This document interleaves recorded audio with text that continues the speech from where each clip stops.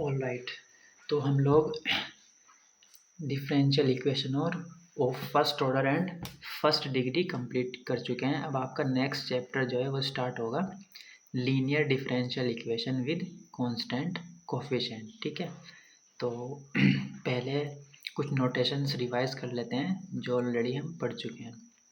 तो अगर y equals to f of x आपका कोई फंक्शन है तो उसका first order derivative of y with respect to x आप कैसे डिनोट करते थे, dy ओवर dx, या फिर y1 और y डैश और f डैश x और dy, where d stand for d over dx।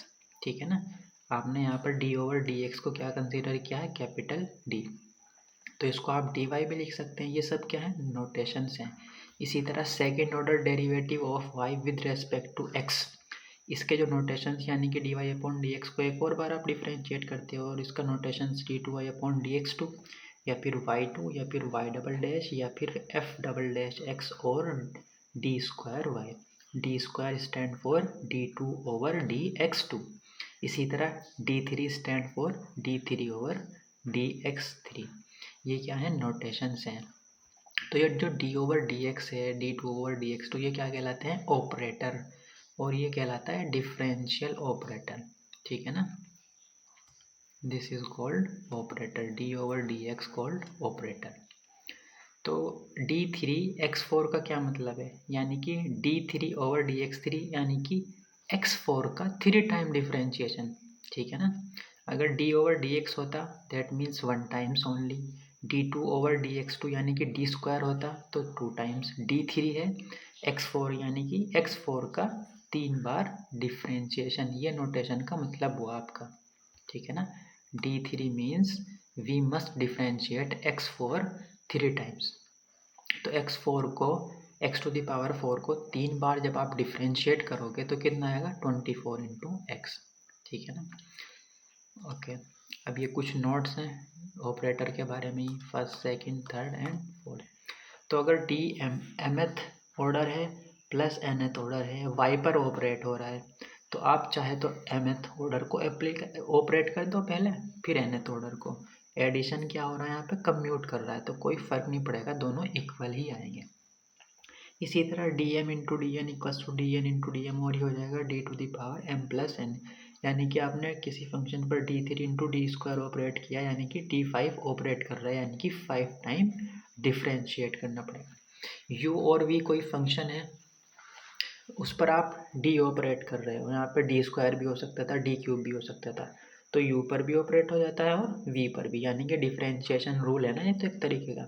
तो u को आप डिफ्रेंशिएट करते हैं, फिर v को d u plus d v. For example d3 x plus sine x है, तो यानी कि x को भी 3 बार डिफ्रेंशिएट करना है आपको और साइन x को भी 3 टाइम्स। ठीक है, ये तो बेसिक प्रॉपर्टी है डिफ्रेंशिएशन की। d3 से नहीं आपने घबराना, ये जस्ट डेरिवेटिव इंडिकेट कर रहा है कितने ऑर्डर का, ये पावर में आ जाएगा, इंडेक्स में आ जाएगा। d3 मतलब x sine x plus sine x, d3 का इसका मतलब हुआ एक्स प्लस साइन एक्स को आपको 3 बार डिफ्रेंशिएट करना है। अगर यहाँ पर डी स्क्वायर होता तो यानी कि 2 बार डिफ्रेंशिएट करना है इसको, एक्स प्लस साइन एक्स, और आप सेपरेट करते हैं, ये तो रूल है, वही तो लिखा है जस्ट यहाँ पर, D u plus D minus alpha into D minus beta, ये आपस में कम्प्यूट करते हैं। ठीक है, D minus beta into D minus alpha, alpha और बीटा यहाँ पे क्या है, कॉन्स्टेंट है। अब बात करते हैं निगेटिव इंडेक्स का क्या मतलब है, यानी कि अगर d की पावर निगेटिव है उसका मतलब क्या हुआ, तो d टू द पावर -1 यानी कि 1 upon d is equivalent to integration. Capital D किसके इक्विवेलेंट था, डेरिवेटिव के, है ना, जो कैपिटल D था आपका वो d ओवर dx के इक्विवेलेंट होता था, और 1 अपॉन डी किसके इक्विवेलेंट है, इंटीग्रेशन के। ठीक है, ये नोटेशन ध्यान रखना है आपने। तो d inverse is equivalent to integration, तो डी इनवर्स किसके सामने लिखा है, एक्स के, यानी कि एक्स का इंटीग्रेशन। ठीक है, integration of x D x, D inverse sine x 1 upon D sine x, इसका मतलब क्या हुआ, साइन एक्स का इंटीग्रेशन। अगर यहाँ पे जस्ट डी होता, इनवर्स ना होता, तो साइन एक्स का डेरिवेटिव, डी इनवर्स का मतलब हुआ साइन एक्स का इंटीग्रेशन। तो डी इनवर्स एक्स क्यूब का मतलब क्या हुआ, 1 अपॉन डी एक्स क्यूब, यानी कि एक्स क्यूब का इंटीग्रेशन। ठीक है ना, d-2 का मतलब वो 1/d²x, यानी कि 2 टाइम्स स्क्वायर हो गया ना। देखो अगर जस्ट 1/d होता तो एक बार डी इंटीग्रेशन, 1/d² है x का, तो इसका मतलब x का 2 बार इंटीग्रेशन करना है आपने। 1/d³ होता तो 3 टाइम्स इंटीग्रेशन ऑफ x, तो 1/d² इंटू एक्स, इसका मतलब क्या हुआ, x का 2 टाइम इंटीग्रेशन, जो आएगा आपका x3/6। तो इसका मतलब आप इसको जनरलाइज कर सकते हैं कि 1/d⁻m, और इसको d⁻−m भी लिख सकते हैं। इसका मतलब हुआ m टाइम इंटीग्रेशन, है ना। इसके सामने जो भी फंक्शन लिखोगे, जैसे यहाँ पे x लिखा था, इसको आप d⁻m लिख सकते हैं, और d⁻ का मतलब होता है इंटीग्रेशन। अब पावर m का मतलब m टाइम्स, तो d-4 का मतलब है d⁻⁴, यानी कि इसके सामने जो भी फंक्शन आएगा उसका 4 टाइम इंटीग्रेशन। तो ये थी negative index of capital D, ठीक है ना। ओके, कुछ और नोटेशन समझ सकते हैं। तो ये जो फॉर एग्जांपल आपको डिफरेंशियल इक्वेशन दिखी है, d²y/dx² plus a*dy/dx plus a1y, ए और a1 कोई कांस्टेंट है। तो देखो d2/dx² को आप क्या लिख सकते हैं, पहले आपने y को बाहर किया, ठीक है, क्योंकि ये भी y पर ऑपरेट हो रहा है, d/dx भी y पर ऑपरेट है, और यहाँ पर a*y है, तो ये कंप्लीट क्या हो गया, ये y पर ऑपरेट हो रहा है ना। देखो जब आप इसको ऑपरेट करोगे अंदर, y a*dy/dx प्लस a1y वही आ जाएगा। इसको नोटेशन आप ऐसे भी लिख सकते हो d², इस नोटेशन को आप d भी लिख सकते हो plus a1 as it is. और इस पूरे फंक्शन को आप देखो, ये सिर्फ और कैपिटल डी का ही फंक्शन नज़र आ रहा है, ये तो क्योंकि कांस्टेंट है तो आप इसको f(d) लिख देते हो इंटू वाई, ठीक है। तो ये सब क्या है, इक्वल है आपस में। आपके पास इस तरीके भी लिख सकते हो, ऐसे भी लिख सकते हो, ऐसे भी लिख सकते हो, और ऐसे भी लिख सकते हो। ये क्या है, सब जस्ट नोटेशंस हैं, ठीक है। f(d) क्या हुआ, एक ऑपरेटर हुआ जो y पर ऑपरेट हो रहा है। देखो ये जो कंप्लीट है ये y पर ऑपरेट कर रहा है। जब आप इसको y पर ऑपरेट करते हो तो इसका मतलब आपको क्या मिलेगा, ये मिल रहा है, ठीक है ना। d क्या होता है, डेरिवेटिव, d⁻ होता है इंटीग्रेशन, और ये आपस में क्या होते हैं, रिवर्स प्रोसेस होते हैं, तो इनको ये क्या हो जाएगा, d/d⁻=1। f(1d), देखो जिस तरह यहाँ पर कोई d का फंक्शन था, यानी कि कोई ऑपरेटर था, और f(2d) कोई दो ऑपरेटर है, तो वो भी आपस में क्या कर जाएंगे, कम्यूट कर जाएंगे। f(1d) into f(2d) f(2d) into f(1d), कोई फर्क नहीं पड़ेगा, आप पहले किसको ऑपरेट कर रहे हो, y पर, f1 को कर दो या फिर f2 को। अच्छा, u कोई x का फंक्शन है, k कोई कांस्टेंट है, और आप उस पर fd ऑपरेट कर रहे हो, तो k क्या आ जाता है, बाहर आ जाता है। fd क्या है, एक तरीके से डेरिवेटिव ही तो होगा, डिफ्रेंशिएशन ही तो होगा, कुछ ना कुछ देखो ये सब, तो k बाहर आ जाता है आपका कांस्टेंट, और f(d) जो ऑपरेटर होता है वो u पर ऑपरेट हो जाता है। ऑपरेटर का मतलब यहाँ पर डेरिवेटिव ही तो है, ये देखो, ठीक है, इसी को आपने ऑपरेटर बोला है, डिफरेंशियल ऑपरेटर भी बोलते हैं इसको। तो ये तो थे कुछ नोटेशंस।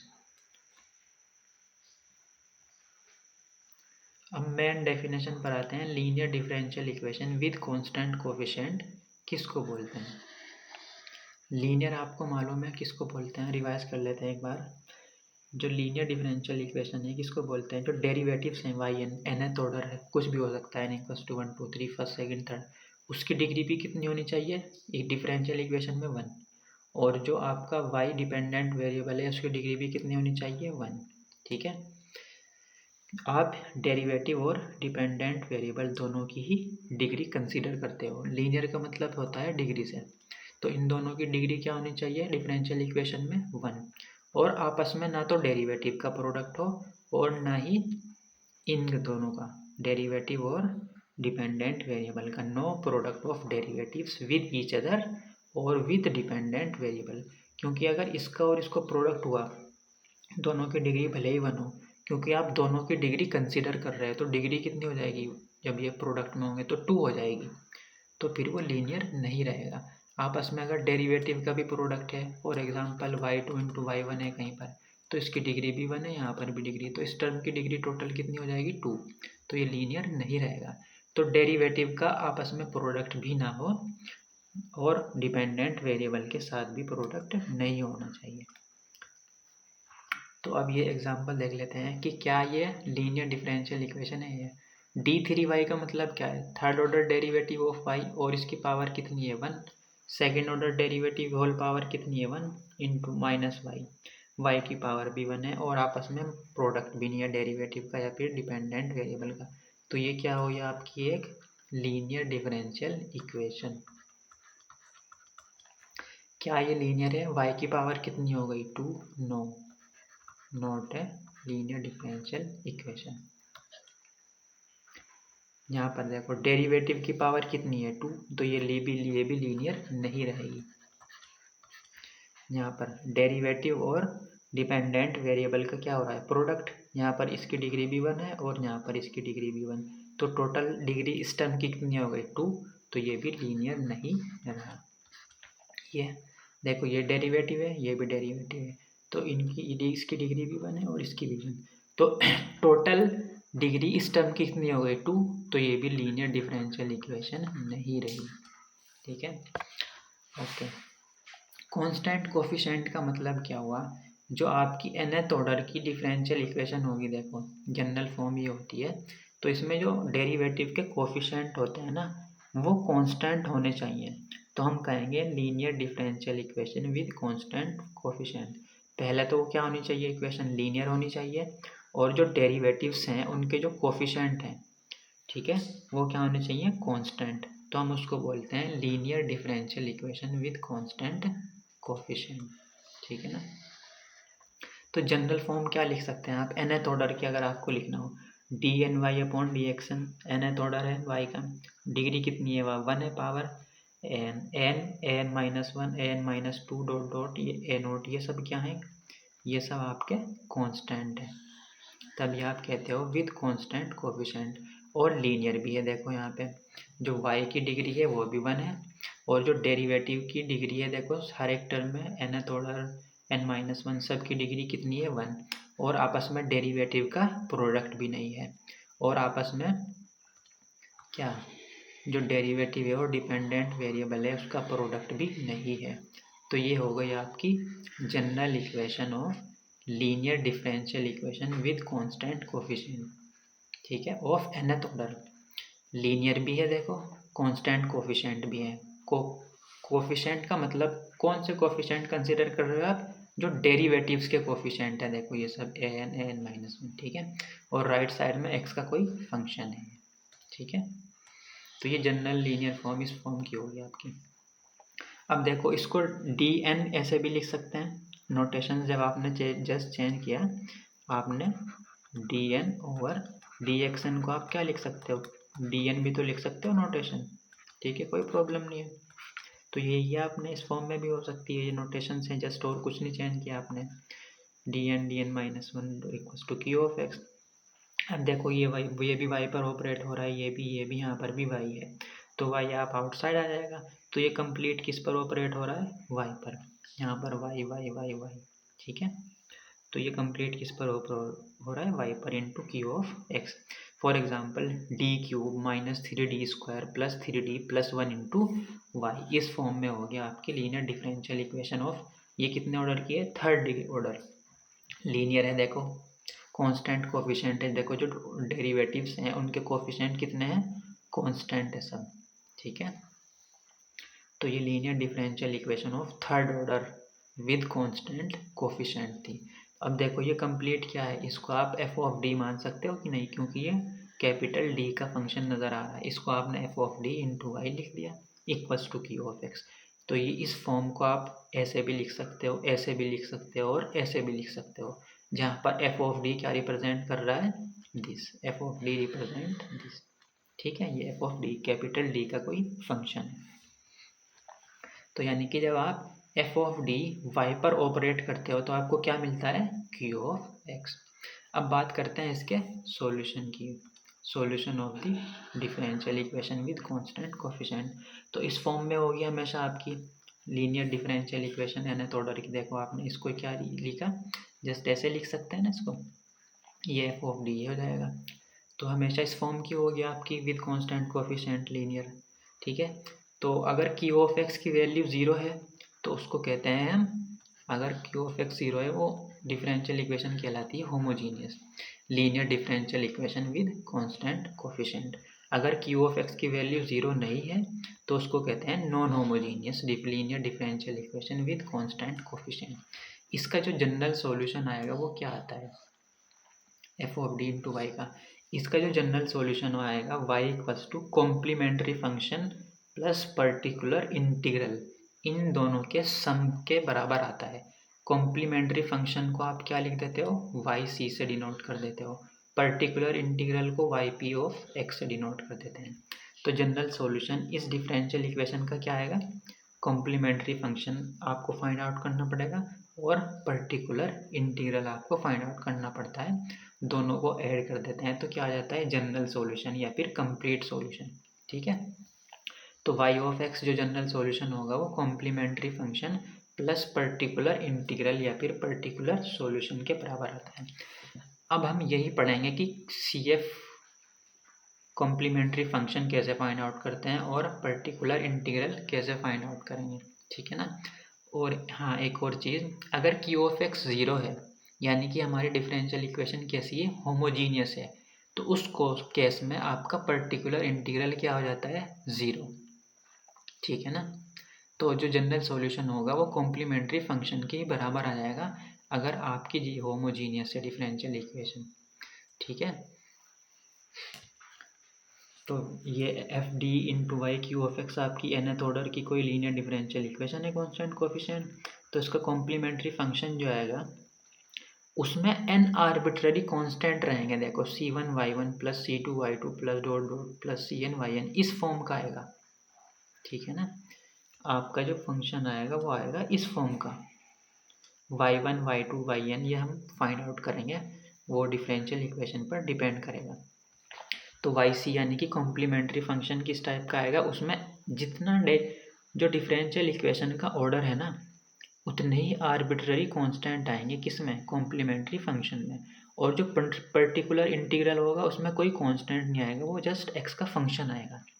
तो जनरल सॉल्यूशन आपका क्या होता है, y of x equals to complementary function plus particular integral.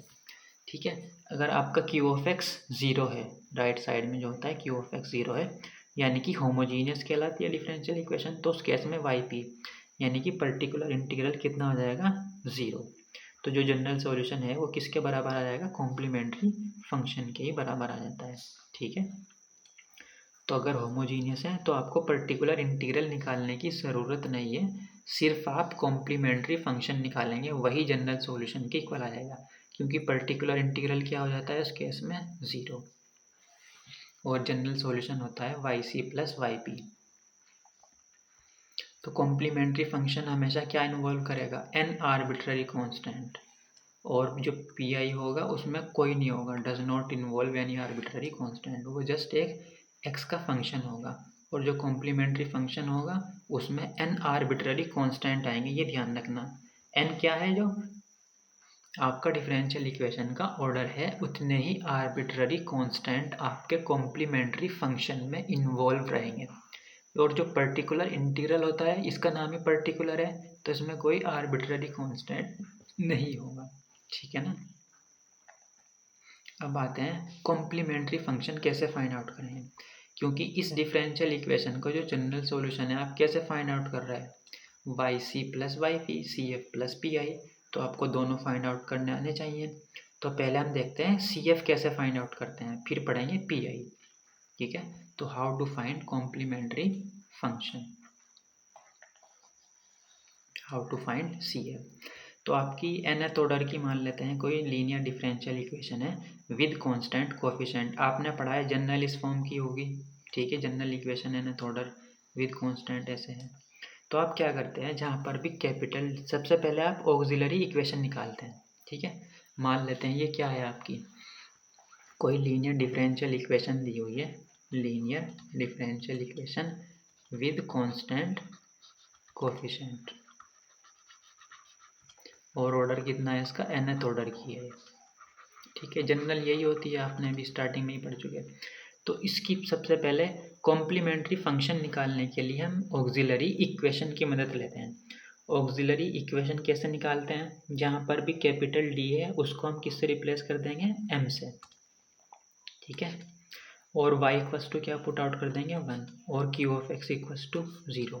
ऐसे आप ऑक्सिलरी इक्वेशन फाइंड आउट करते हैं, ठीक है। ये आपको जनरल किसी भी ऑर्डर की दी हुई होगी, d की जगह आप m रिप्लेस कर देंगे। देखो आपने m रिप्लेस कर दिया जहाँ जहाँ पर d था, और y की वैल्यू 1 पुट आउट कर देते हैं और q ऑफ x को 0। ये कहलाती है ऑक्सिलरी इक्वेशन, ठीक है। ये क्या आ गई आपकी ऑक्सिलरी इक्वेशन।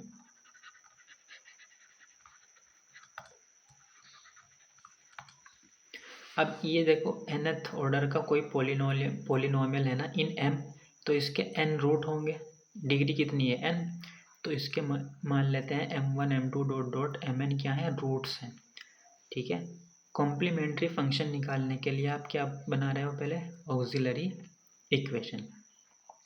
ऑक्सिलरी इक्वेशंस के जो रूट आएंगे ना, उन पर डिपेंड करता है कॉम्प्लीमेंट्री फंक्शन क्या होगा, ठीक है ना भाई। इस डिफरेंशियल इक्वेशन का जो जनरल सॉल्यूशन होता है वो किससे मिलकर बना है, general solution y complementary function और पर्टिकुलर इंटीग्रल से। तो हम पहले ये देख रहे हैं कॉम्प्लीमेंट्री फंक्शन कैसे फाइंड आउट करते हैं, how to find complementary function. Complementary function find out करने के लिए हमें ऑक्सिलरी इक्वेशन के रूट फाइंड आउट करने होते हैं, रूट्स, ठीक है। क्योंकि कॉम्प्लीमेंट्री फंक्शन किस पर डिपेंड है, ऑक्सिलरी इक्वेशन के रूट पर, ठीक है ना। तो हम इसके रूट फाइंड आउट करते हैं। अब देखो रूट इक्वल भी हो सकते हैं, कॉम्प्लेक्स भी हो सकते हैं और डिफरेंट भी हो सकते हैं। मान लेते हैं 4 रूट्स हैं, 4 डिग्री की कोई इक्वेशन है तो उसके 4 रूट आएंगे, 2 मान लेते हैं इक्वल है आ रहे हैं और 2 डिफरेंट आ रहे हैं। तो ये सब डिपेंड करेगा ऑक्सिलरी इक्वेशन के रूट पर कि कॉम्प्लीमेंट्री फंक्शन हमारा क्या आएगा। तो हम अलग अलग केसेस कंसिडर करेंगे कि रूट्स क्या हो सकते हैं। तो when roots of auxiliary equation are real and different, तो सारे रूट क्या हैं, डिफरेंट हैं और रियल हैं, ठीक है ना। ये सब रूट क्या है उसके ऑक्सिलरी इक्वेशन के जो रूट्स हैं, m1 मान लेते हैं, m2 डॉट डॉट रूट्स मान लेते हैं m1 m2 dot dot mn, सब क्या है, डिफरेंट है, कोई भी इक्वल नहीं है, रियल भी हैं और डिफरेंट भी हैं।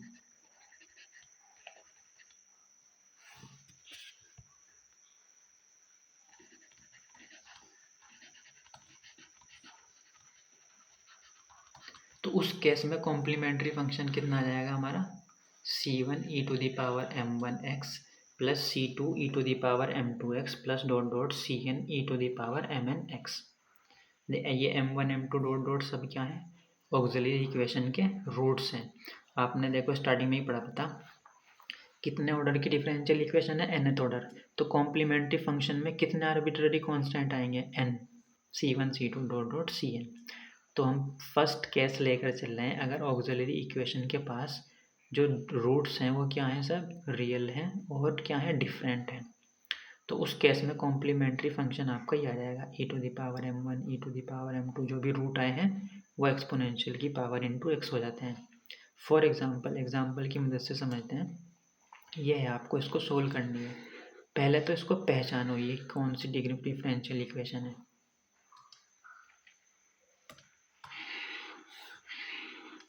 D square upon d x square, इसको डी स्क्वायर लिख सकते हैं into y, 5 capital d y लिख सकते हैं, जब नोटेशन से जस्ट हमने किया, प्लस 6y, वाई बाहर आ जाएगा तो D square minus 5d plus 6 into y equals to 0।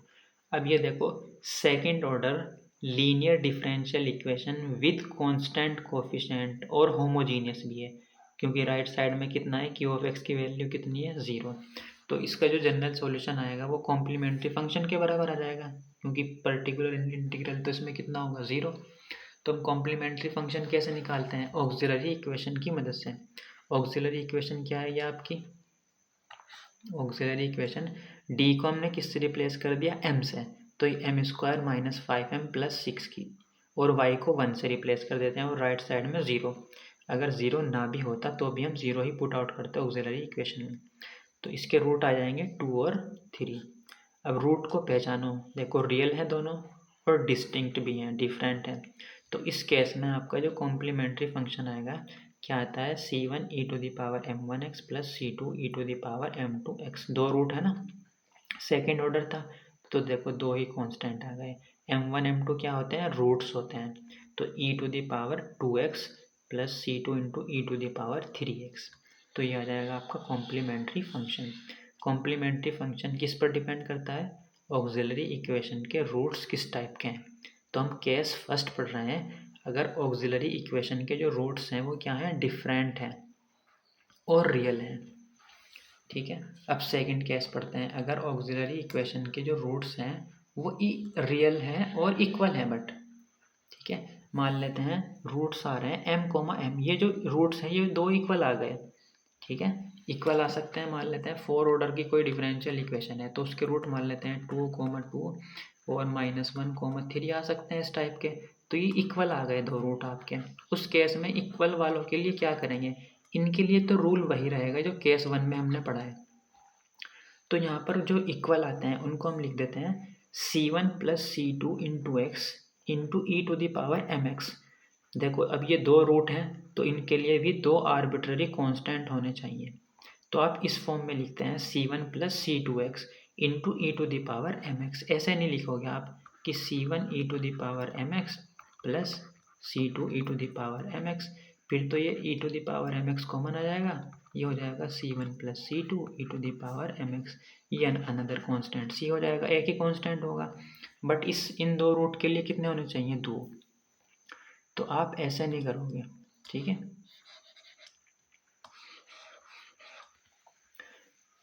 तो आपके ये जो रूट हैं कितने थे, 2 इक्वल रूट आए थे, तो इनके लिए आप कॉम्प्लीमेंट्री फंक्शन क्या लिखोगे, C1 plus C2 into x e⁻mx, जो भी m रूट होगा।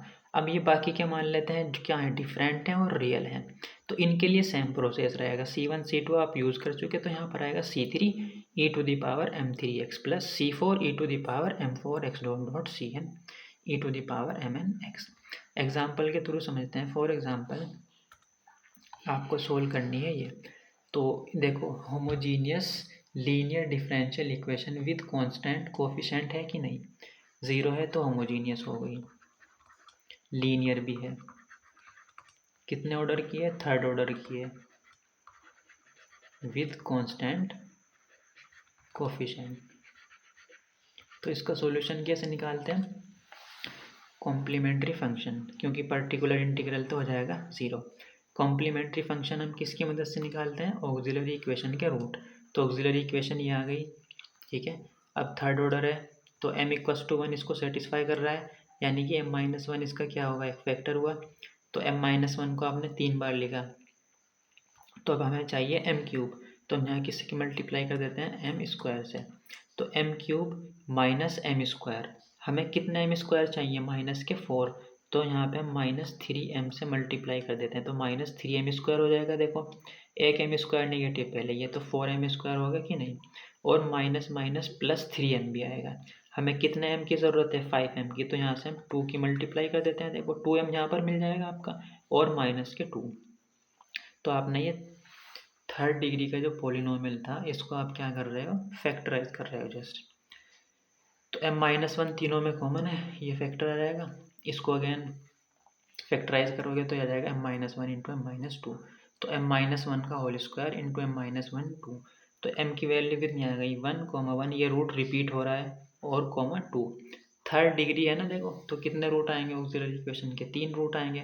अब ये जो 1, 1 है ये रिपीट कर रहा है, देखो रियल है रूट और इक्वल भी है ये वाला रूट।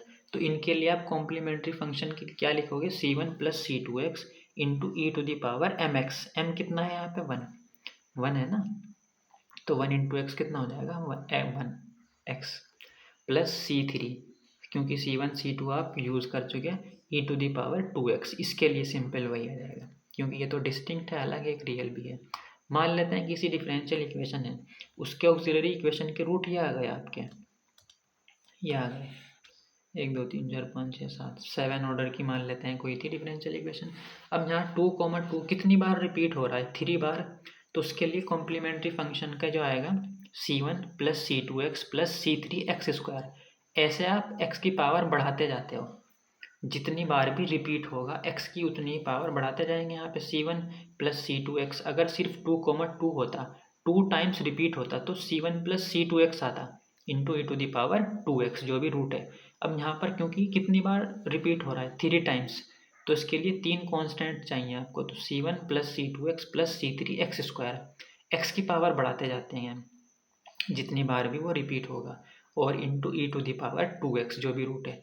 देखो 3, 3 2 बार रिपीट हो रहा है, तो इसके लिए c3 आप यूज़ कर चुके हैं कॉन्स्टेंट, तो यहाँ पे c4 और प्लस c5 x यूज़ कर लेते हैं into e to the power 3x जो भी रूट है। इसी तरह -4 तो क्या है, क्योंकि अलग है, एक सिंगल है, रियल है, तो उसके लिए c6 into e to the power -4x। इसी तरह जो 6 है into c7 into e to the power 6x, इनके लिए क्या लग जाएगा, फर्स्ट रूल है, सिंपल है, ये तो एक ही रूट है ना, इसका तो आप ऐसे ही लिख पाओगे सिंपल, इसमें कोई प्रॉब्लम नहीं है। ये जो रूट है जो रिपीट हो रहे थे उनके लिए देखना है आपको। 2 3 बार रिपीट हो रहा था तो c1 c2x plus c3 x square into e to the power 2x। 3 कितनी बार रिपीट हो रहा था, जस्ट 2 टाइम्स, तो c4 प्लस c5 एक्स, क्योंकि c3 आप यूज़ कर चुके हैं ना, यहाँ पे c1 प्लस c2 यूज़ नहीं करेंगे आप दोबारा, तो ऐसे आप लिखते हैं। अगर कॉम्प्लेक्स रूट आ रहे हैं तब क्या आएगा, कॉम्प्लीमेंट्री फंक्शन उस केस में कितना आएगा। अब आपको मालूम है जो कॉम्प्लेक्स रूट होते हैं वो कॉन्जुगेट पेयर में आते हैं, हमेशा alpha plus minus iota beta की फॉर्म में आएंगे। तो उस केस में जो कॉम्प्लीमेंट्री फंक्शन होगा वो कितना हो जाएगा, e to the power alpha x c1 cos beta x plus c2 into sine of beta x, या फिर इसको आप ऐसे भी लिख सकते हैं थोड़ा सिंप्लीफाई करके, या फिर ऐसे भी, ठीक है। अब ये डिपेंड करता है, मोस्टली हम इसको यूज़ करते हैं अपने क्वेश्चंस में, आंसर में, ठीक है, बट कभी कभी MCQ आ जाते हैं एग्ज़ाम में, या फिर प्रूव करने के लिए वहाँ पे ये भी यूज़ कर सकते हैं, ये वाले, ठीक है। तीनों ही इक्विवेलेंट है, कोई प्रॉब्लम नहीं। तो अगर आपके रूट कॉम्प्लेक्स हैं यानी कि इस फॉर्म के हैं, तो उस केस में ऑक्सिलरी इक्वेशन के रूट कॉम्प्लीमेंट्री फंक्शन ही आ जाएगा। जैसे फॉर एग्जाम्पल की मदद से समझते हैं, सोल्व करना है तो देखो linear differential equation of third order है ना, विद कांस्टेंट कोफिशिएंट, ठीक है। तो कॉम्प्लीमेंट्री फंक्शन फाइंड आउट करने के लिए आपको क्या करना पड़ेगा, auxiliary equation. Auxiliary equation D को आपने m³ -8, y को 1 और 0 राइट साइड में, इसको फैक्टराइज किया आपने, आपको 3 रूट मिलेंगे, कौन कौन से, m = 2 और m = -1 plus minus iota. m = 2 तो रियल है, इसके लिए तो कॉम्प्लीमेंट्री फंक्शन क्या आ जाएगा, c1 into e to the power 2x, simple है। बट यहाँ पर ये किसका है, किस फॉर्म का है, alpha plus minus iota beta. Alpha कितना है, -1, बीटा क्या होता है, आयोटा का कोफिशिएंट, तो बीटा कितना है यहाँ पर 1।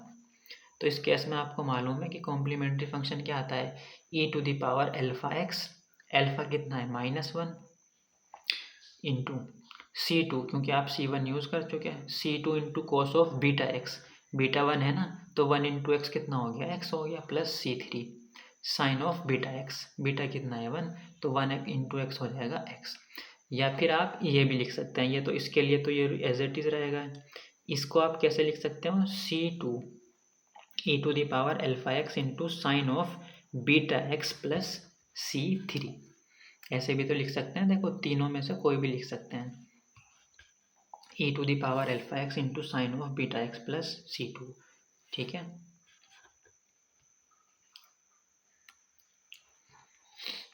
तो आप इसको ऐसे भी लिख सकते हैं, ये भी आपका आंसर सही है, या फिर ये भी साइन की जगह कोस, ये भी आप रिप्लेस कर सकते हैं।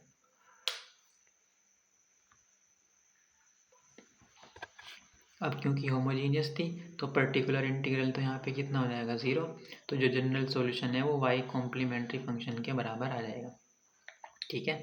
c1 e to the power 2x e to the power alpha x, ठीक है।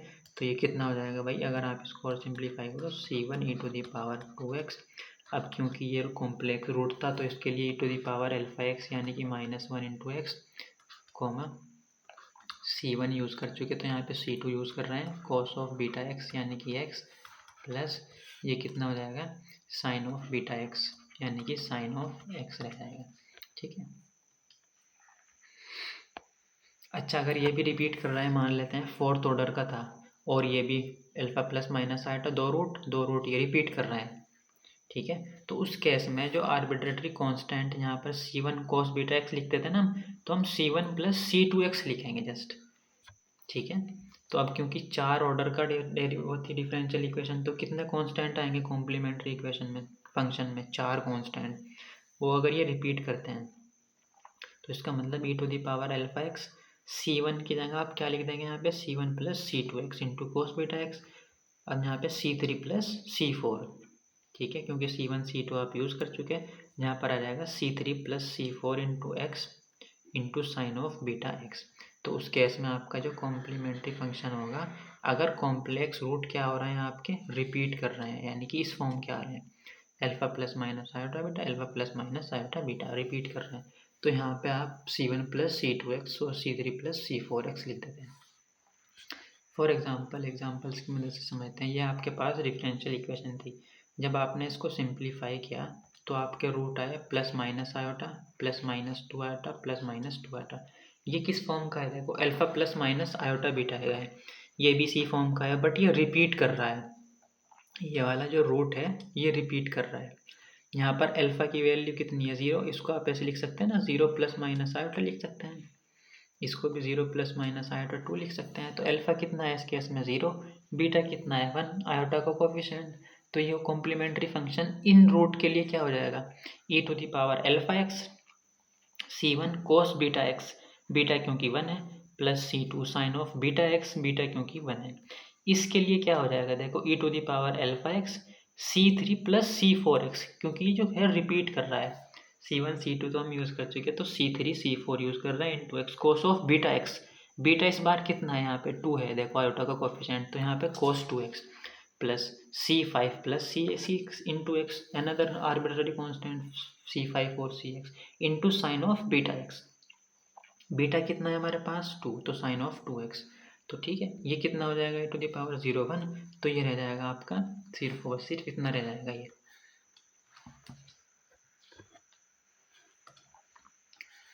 ये लिखा आपने जस्ट। ये भी e टू द पावर 0 1 हो जाएगा, तो कितना रह जाएगा, सिर्फ और सिर्फ ये रह जाएगा ना।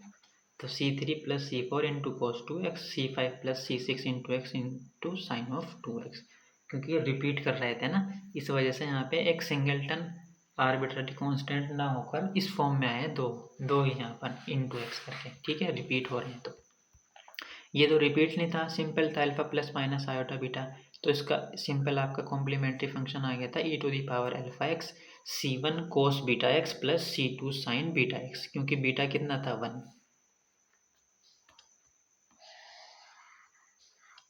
नेक्स्ट है आपका, अगर आपके ऑक्सिलरी इक्वेशन के जो रूट्स हैं वो क्या हैं, शर्ड हैं। शर्ड का मतलब होता है alpha plus minus under root beta, इस फॉर्म के हैं। तो यानी कि एक root alpha plus under root beta है, अल्फा बीटा कोई कांस्टेंट है, दूसरा alpha minus under root beta, ये भी पेयर में ही आते हैं जब भी इस फॉर्म में आएंगे। तो देखो ये रियल है, रियल ही तो है दोनों, और डिस्टिंक्ट भी हैं, तो फर्स्ट केस भी आप अप्लाई कर सकते हो, कोई प्रॉब्लम नहीं है। C1 ये M1 हो जाएगा रूट, और ये M2 दूसरा root, e to the power M1x plus C2 e to the power M2x, ये भी एप्लीकेबल होता है। बट इसकी जगह आप ये भी यूज़ कर सकते हो, ये मोस्टली यही यूज़ होता है आपके आंसर में जब शर्ट रूट होंगे। ठीक है, ये भी गलत नहीं है, ये भी यूज़ कर सकते हो आप, कोई प्रॉब्लम नहीं है इसमें भी, क्योंकि देखो ये रियल भी हैं रूट दोनों और डिफरेंट भी हैं, तो ये भी तो आ जाएगा, केस 1 भी तो बनना है। बट इस केस में आपका कॉम्प्लीमेंट्री फंक्शन ये भी आ जाता है, e to the power alpha x C1 cos hyperbolic x under root beta sine hyperbolic x under root beta. Alpha और बीटा आपको यहाँ से रूट से मिल ही जाएंगे। ठीक है, अनदर फॉर्म ये भी लिख सकते हैं, जैसे आपने कॉम्प्लेक्स में लिख सकता है, या फिर ये भी लिख सकते हैं। ठीक है, और अगर ये रिपीट हो रहा है तो आप C1 C2 को कहाँ ऐड करोगे, यहाँ पर मान लेते हैं ये रिपीट हो रहा है, अल्फा प्लस माइनस ये बात 2 4 रूट है टोटल, ये रिपीट हो रहा है, तो C1 की जगह C1 प्लस C2x आ जाएगा, और यहाँ पर सॉरी यहाँ पर कितना आएगा C1, यहाँ पर आएगा C2। ठीक है, तो C2 की जगह दूसरा C3 plus C4 into x, कब, जब आपके ये रिपीट हो रहे होंगे। ठीक है, ये ध्यान रखना। तो C1 की जगह C1 plus C2 cos hyperbolic x under root beta, और यहाँ पर जो दूसरा कांस्टेंट था उसकी जगह C3 plus C4 into x. ठीक है, कब है, जब ये रूट रिपीट हो रहे हैं, 4 रूट हैं तो 4 कांस्टेंट आने चाहिए। देखो 4 कांस्टेंट आपके इस तरीके से हैं। एग्जाम्पल के थ्रू समझते हैं। देखो ये कोई डिफरेंशियल इक्वेशन थी, कैसी थी ये, इसको पहचानेंगे पहले। लीनियर भी है, कांस्टेंट कोफिशिएंट भी है, सेकेंड ऑर्डर की है ना, कांस्टेंट कोफिशिएंट विद, और होमोजीनियस भी है क्योंकि राइट साइड में कितना है 0। तो इसको जो जनरल सॉल्यूशन आएगा वो कॉम्प्लीमेंट्री फंक्शन के ही बराबर आ जाएगा, ठीक है, क्योंकि पर्टिकुलर इंटीग्रल्स में हो जाएगा 0। तो कॉम्प्लीमेंट्री फंक्शन हम कैसे निकालते हैं, ऑक्सिलरी इक्वेशन की मदद से। ऑक्सिलरी इक्वेशन डी को m से रिप्लेस किया, y को 1 से, और राइट साइड में 0। तो ये ऑक्सिलरी इक्वेशन के रूट आपको क्या मिले हैं, 1 plus minus under root 2 shared root हैं। तो फर्स्ट केस आप ये भी लिख सकते हो, देखो ये भी ठीक है। एक रूट 1 प्लस अंडर रूट 2, दूसरा हो जाएगा 1 माइनस अंडर रूट 2। ये केस भी अप्लाई कर सकते हैं, बट अगर ये करना चाहो तो एल्फा हो जाएगा 1।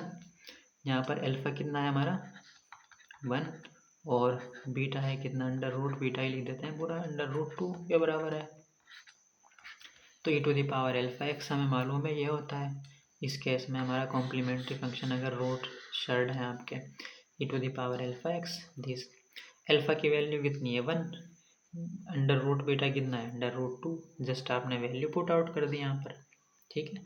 तो आपने कॉम्प्लीमेंट्री फंक्शन कैसे फाइंड आउट करते हैं, जब भी आपकी linear differential equation with constant coefficient दी हुई होगी, इस फॉर्म की होती है जनरल। तो जनरल सॉल्यूशन होता है yc प्लस yp, कॉम्प्लीमेंट और पर्टिकुलर का सम। बट अगर क्यू ऑफ एक्स क्या है हमारा 0 है, तो उस केस में जो जनरल सॉल्यूशन हो जाता है वो yc के बराबर ही हो जाता है, क्योंकि पर्टिकुलर इंटीग्रल क्या हो जाएगा 0। कॉम्प्लीमेंट्री फंक्शन कैसे फाइंड आउट करते हैं हम, ऑक्सिलरी इक्वेशन के रूट पर डिपेंड करती है वो, उनके नेचर कैसा है उसके रूट, ठीक है। अब और कुछ एग्जांपल्स की मदद से समझते हैं। तो ये आपको सोल्व करनी है, तो पहले इसको पहचानो। लीनियर है, देखो सबकी डिग्री 1 है, y की डिग्री 1 है, कोफिशिएंट क्या है कांस्टेंट है, थर्ड ऑर्डर की है। तो linear differential equation of third order with constant coefficient और होमोजीनियस भी है। राइट साइड में कितना है 0 है। तो अगर d3 ओवर dx3 को हम d3 लिख देते हैं, नोटेशंस चेंज किए हैं जस्ट। ये 6d² 11dy plus 6y, y बाहर आ जाएगा तो ये बन जाएगी इस फॉर्म की आपकी, है ना, कोई प्रॉब्लम नहीं है, आपने जस्ट नोटेशंस चेंज किए। तो आपके क्वेश्चन में इस तरीके से भी ये भी दे सकता है और इस फॉर्म में भी दे सकता है, तो दोनों ही फॉर्म दे सकते हैं आपके क्वेश्चन, ठीक है। आपको पहचान के इस फॉर्म में लिखनी है अगर नहीं दी हुई है। तो कॉम्प्लीमेंट्री फंक्शन निकालने के लिए क्या लिखेंगे हम, ऑक्सिलरी इक्वेशन, ठीक है। ऑक्सिलरी इक्वेशन आपको मालूम है कैसे लिख सकते हैं, डी को m से रिप्लेस करें और y को 1 से, और राइट साइड में 0। इसके आपने root m equals to -1 put out किया तो इसको सेटिस्फाई कर रहा है, यानी कि m प्लस 1 इसका क्या हुआ है, फैक्टर हो गया। फिर सिंप्लीफाई किया तो m की वैल्यू आपकी आ गई कितनी, 1 -1 -3 रूट है। देखो तीनों क्या है, रियल है और डिस्टिंक्ट भी है।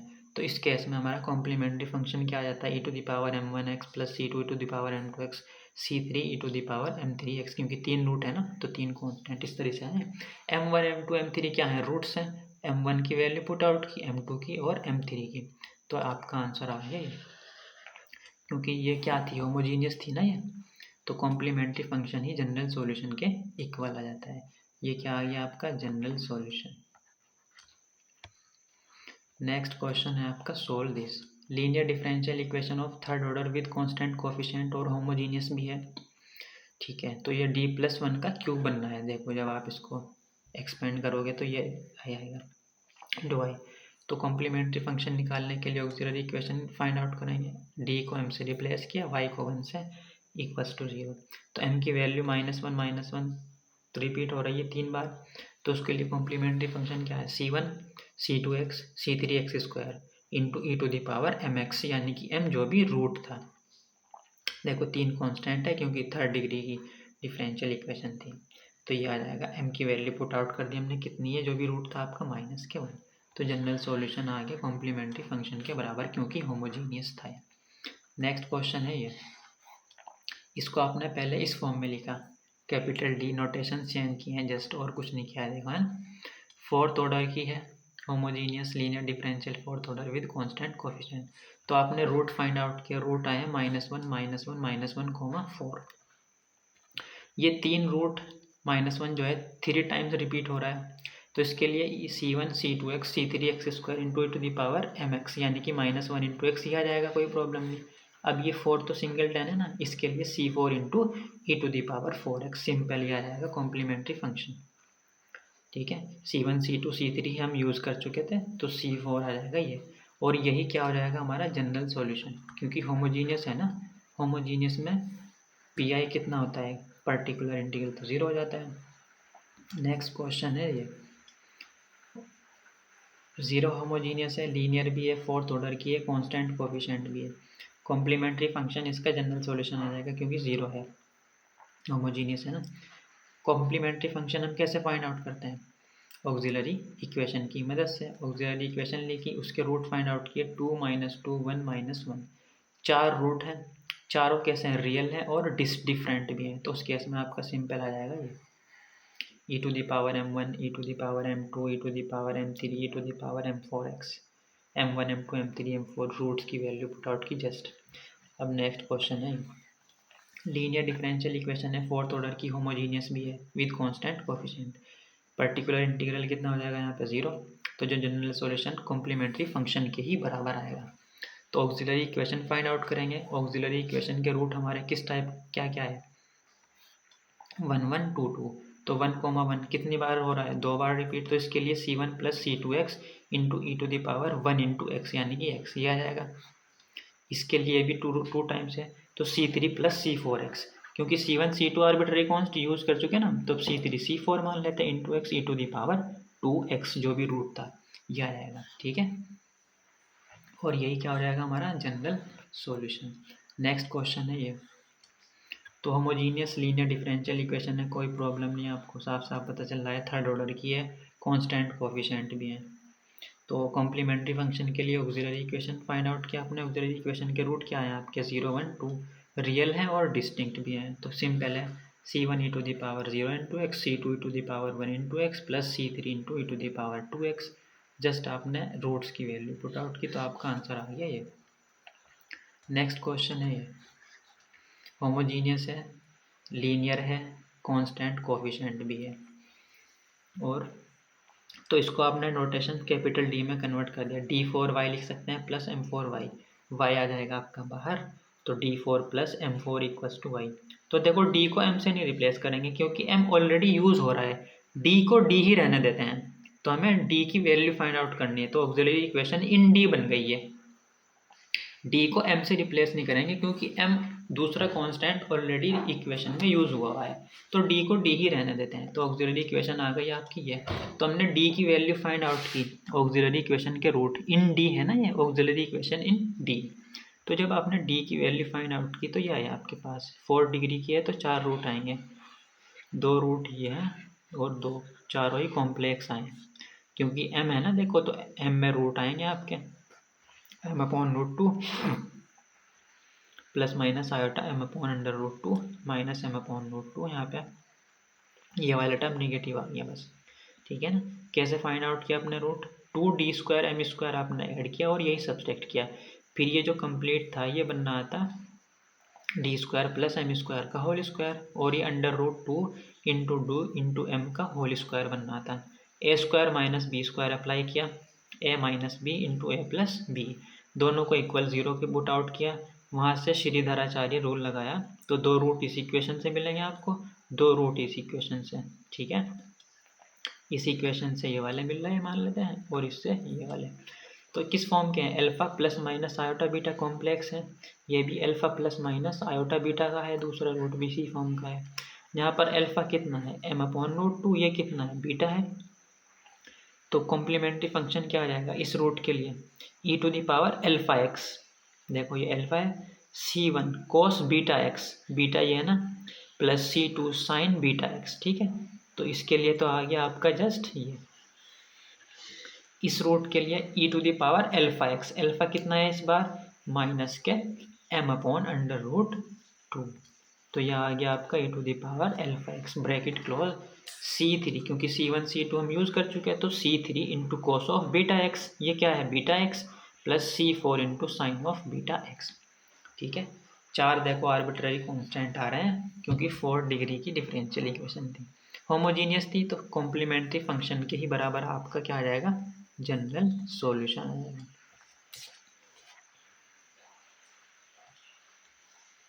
नेक्स्ट क्वेश्चन आप ट्राई कर सकते हैं, एज इट इज़ है, कोई फ़र्क नहीं है। यहाँ पर m की वैल्यू 1 ली है सिर्फ, देखो d4 प्लस वाई है ना, यहाँ पर d4 प्लस m4 था, तो m की वैल्यू कितनी है 1, सिंपल है, ट्राई कर लेना। नेक्स्ट क्वेश्चन है ये, होमोजीनियस है, लीनियर है, फोर्थ ऑर्डर की है, कांस्टेंट कोफिशिएंट, तो कॉम्प्लीमेंट्री फंक्शन फाइंड आउट करेंगे, ऑक्सिलरी इक्वेशन लिखी, तो रूट आपके निकल कर आए हैं plus minus m plus minus iota m। ठीक है, तो प्लस माइनस m ये तो रियल हैं और डिस्टिंक्ट हैं क्योंकि m कोई रियल नंबर है ना, तो इसके लिए complementary function c1 e to the power mx plus c2 e to the power minus mx, दो रूट है ना, एक प्लस m है और एक माइनस m है, दोनों रियल हैं और डिफरेंट भी हैं, तो उस केस में तो c1 e to the power m1 c2 e to the power m2 ये आता है ना, m1 m के बराबर है, m2 माइनस m के बराबर है। ये किस फॉर्म का है, alpha plus minus iota beta. Alpha कितना है यहाँ पे 0 है ना, क्योंकि हम इसको क्या लिख सकते हैं 0 plus minus iota m। Alpha कितना है यहाँ पे 0 और बीटा कितना है आयोटा का कोएफिशिएंट m, तो उस केस में कितना आ जाएगा e to the power alpha x c3 cos beta x c4 sine beta x. ठीक है, यहाँ पे आपने जस्ट इसके लिए कॉम्प्लीमेंट्री फंक्शन ऑक्सिलरी इक्वेशन के रूट पर डिपेंड करता है। ठीक है, सारे केसेस आप ऑलरेडी पढ़ चुके हैं, इसको ट्राई कर लेना। देखो यहाँ पर m की जगह 3 आ जाएगा, सेम क्वेश्चन है दैट, सिर्फ और सिर्फ m की जगह कितना है यहाँ पर 3 है, m इक्वल्स टू 3।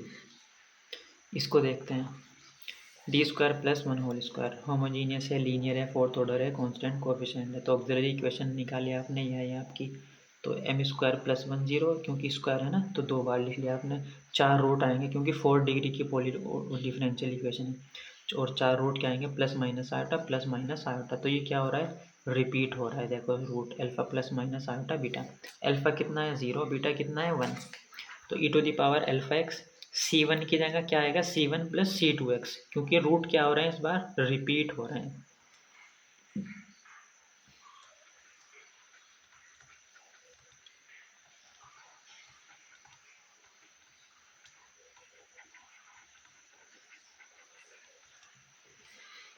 तो c1 ना लेकर आप c1 plus c2 into cos of beta x, beta कितना है 1, तो एक कोस एक्स रह जाएगा सिर्फ, c3 plus c4x into sine of beta x, beta कितना है आपका 1 है। ठीक है, तो e टू द पावर ये हो जाएगा 0 यानी कि 1, इसको आप ऐसे भी लिख सकते हैं जस्ट। ठीक है, और ये नेक्स्ट लाइन में लिख देते हैं, कोई नहीं, ये हो जाएगा आपका c1 plus c2x into cos of x plus c3 plus c4x into sine of x. तो आपको ऑक्सिलरी इक्वेशन के रूट्स को पहचानना है किस फॉर्म का है, उसी की मदद से आप कॉम्प्लीमेंट्री फंक्शन लिख पाओगे। अब क्योंकि होमोजीनियस थी, राइट साइड में 0 है, तो जनरल सॉल्यूशन कॉम्प्लीमेंट्री फंक्शन के बराबर आ जाता है। पर्टिकुलर इंटीग्रल कितना होता है भाई, जब होमोजीनियस होती है आपकी डिफरेंशियल इक्वेशन, वहाँ पे वाई पी कितना हो जाता है पर्टिकुलर 0, क्योंकि जनरल सॉल्यूशन क्या होता है वाई सी कॉम्प्लीमेंट्री फंक्शन और पर्टिकुलर इंटीग्रल का सम होता है।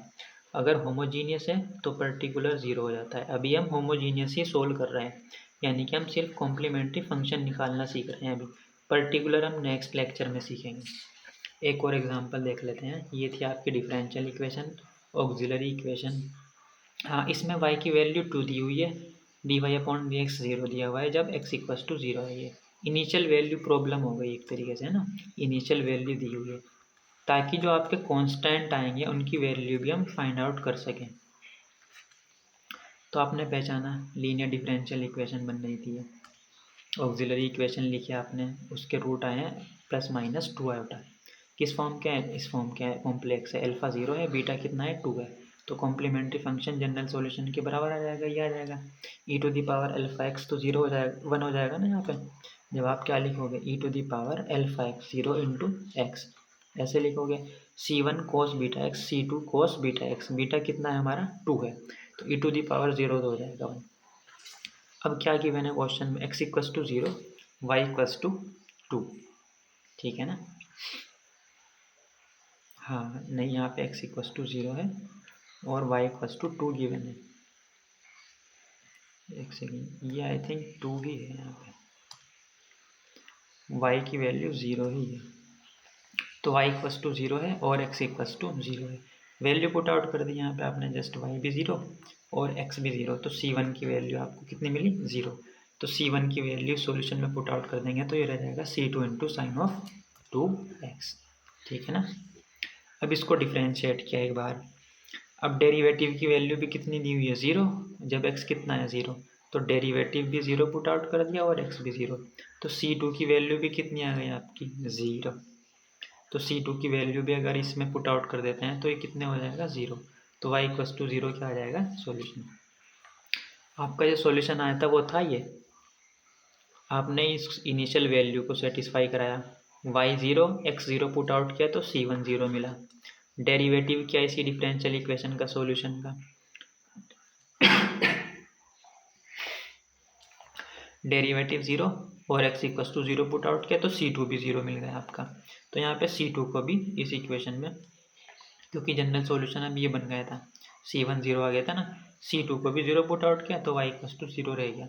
तो जो जनरल सॉल्यूशन है वो कितना है भाई, y equals to 0। Same question है, ट्राई कर लेना। y की वैल्यू t दी है x इक्वस टू 0 पर, और y की वैल्यू -2 जब x इक्वस टू π/2 है। तो इसकी मदद से आप जो आर्बिट्ररी कांस्टेंट आएंगे ना C1 C2 सॉल्यूशन में इसके, उनकी वैल्यू फाइंड आउट कर लोगे, C1 की भी और C2 की भी, इनिशियल वैल्यू को सेटिस्फाई कराकर आंसर ये आएगा आपका, ठीक है, चेक कर लेना एंड में। नेक्स्ट क्वेश्चन है आपका L into D2 theta upon DT2 plus G into theta equals to 0।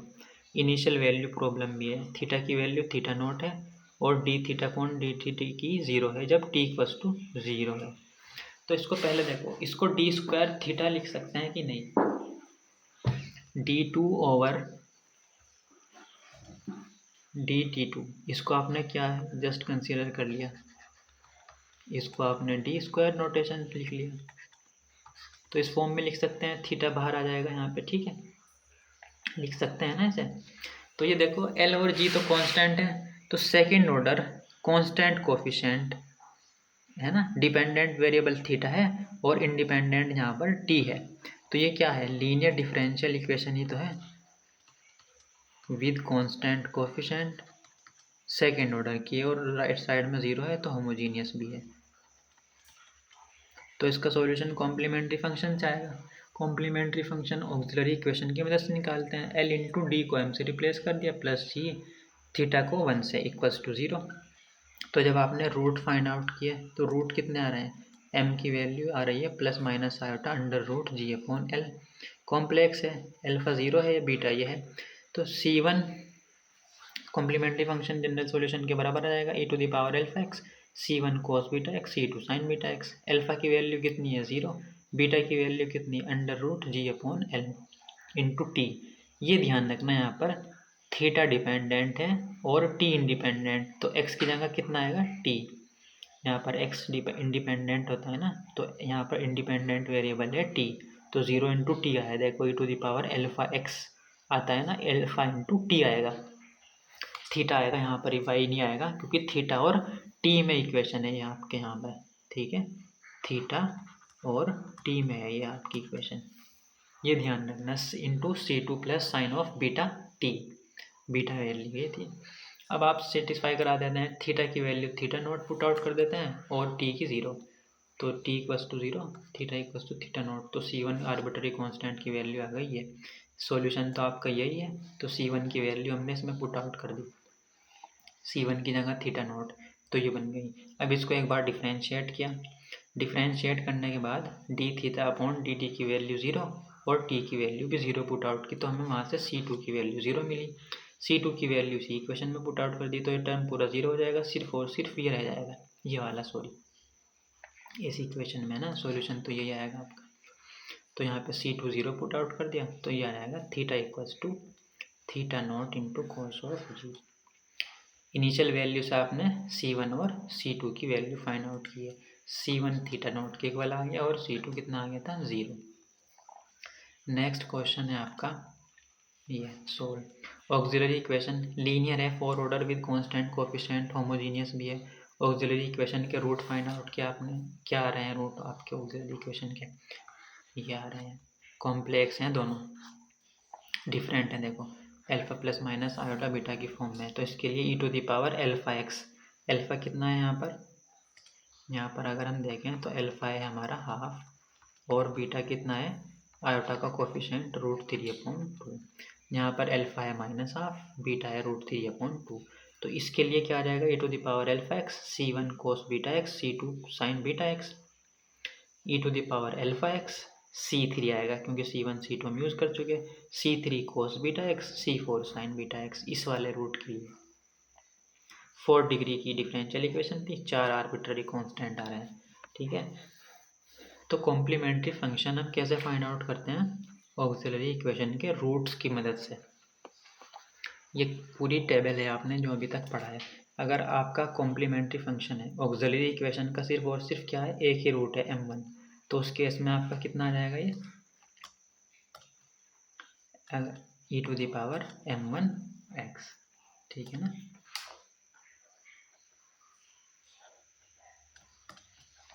दो रूट हैं, रियल हैं और डिफरेंट हैं, तो e to the power m1 e to the power m2x ये आ जाता है, सिंपल केस बने। अगर आपके तीन रूट हैं, रियल हैं और डिफरेंट हैं तीनों, तो e to the power m1 e to the power m2 e to the power m3 आ जाएगा। ठीक है, दो हैं रियल, दोनों इक्वल हैं, यानी कि m1 m1 है, रियल हैं बट इक्वल हैं दोनों, m1 m1 ही है, तो उस केस में C1 plus C2x into e to the power m1x ही आ जाता है। ठीक है, तीन है रियल और इक्वल भी हैं तीनों, तो C1 plus C2x plus C3x², ऐसे x की पावर बढ़ाते जाते हैं जितनी बार भी कोई पर्टिकुलर रूट रिपीट होता है। तो C1 C2x C3x, अगर एक बार और होता है m1, 4 बार रिपीट होता है तो C4x³ आ जाता है यहाँ पे।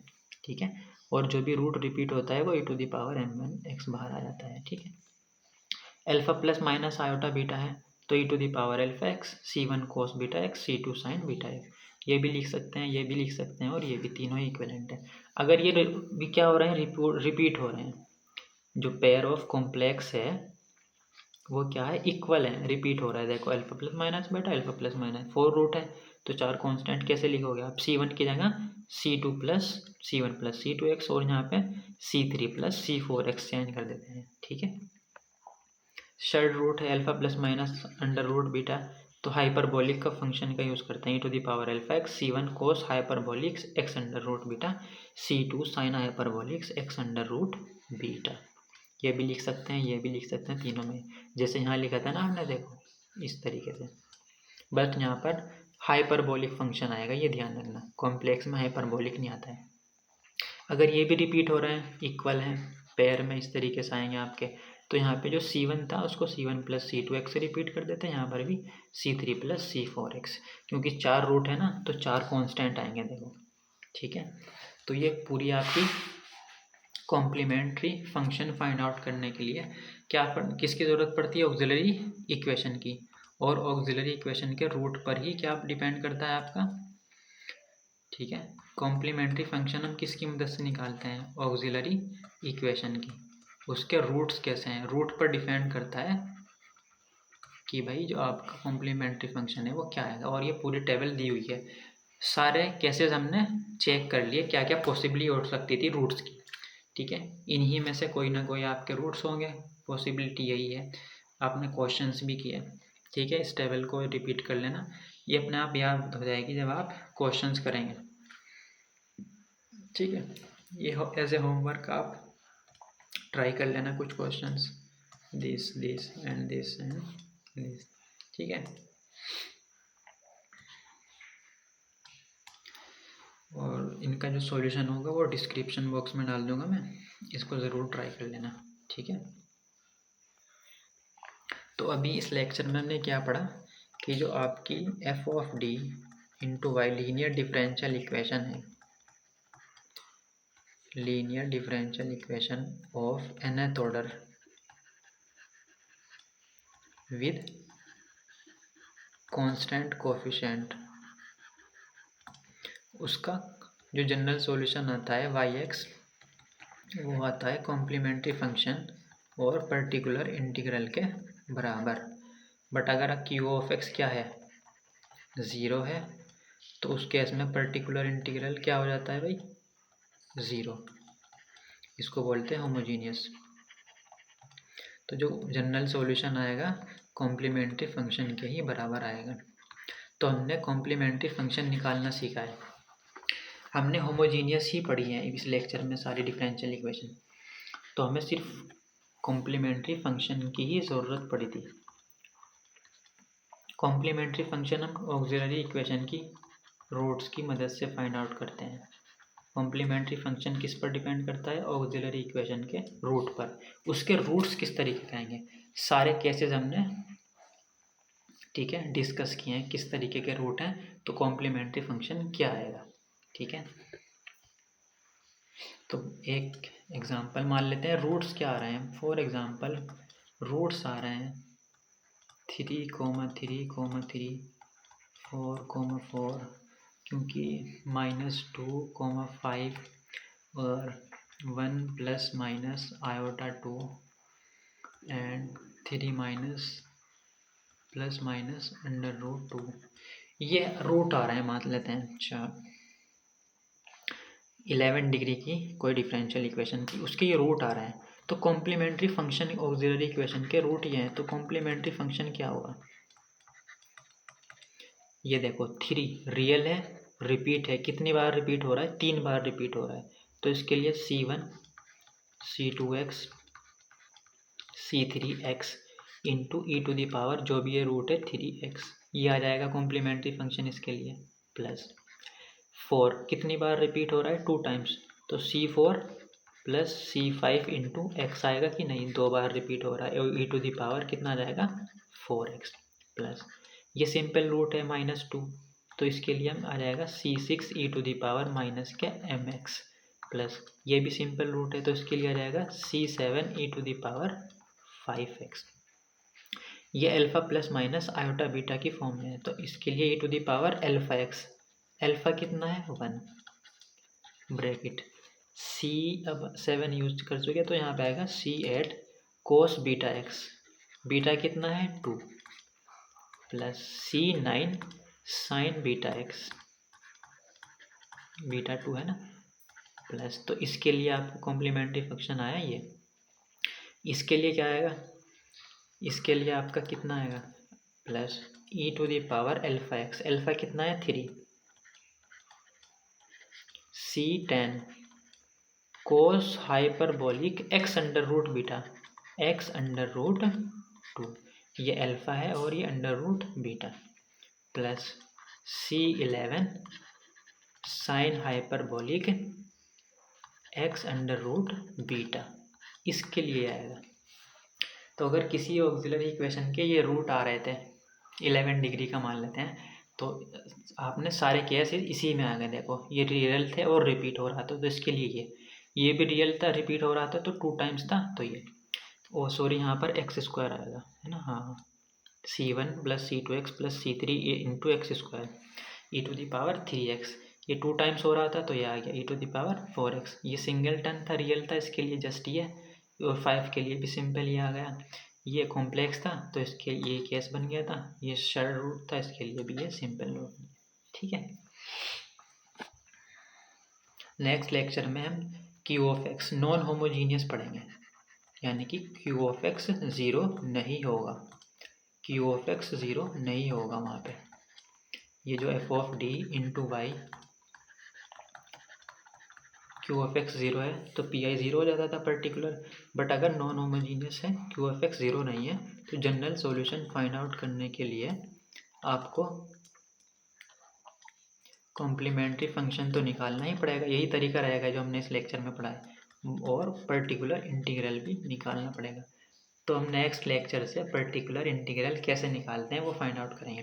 कॉम्प्लीमेंट्री फंक्शन निकालने का तरीका तो यही रहेगा जो इस लेक्चर में हमने पढ़ा है। तो इसको रिवाइज कर लेना, क्वेश्चंस कर लेना। डिफरेंशियल इक्वेशन को पहचानो और ये ऑक्सिलरी इक्वेशन के रूट फाइंड आउट करो। जिस टाइप के भी रूट्स हैं उसी टाइप के आपकी कॉम्प्लीमेंट्री फंक्शन आ जाएगा। ठीक है।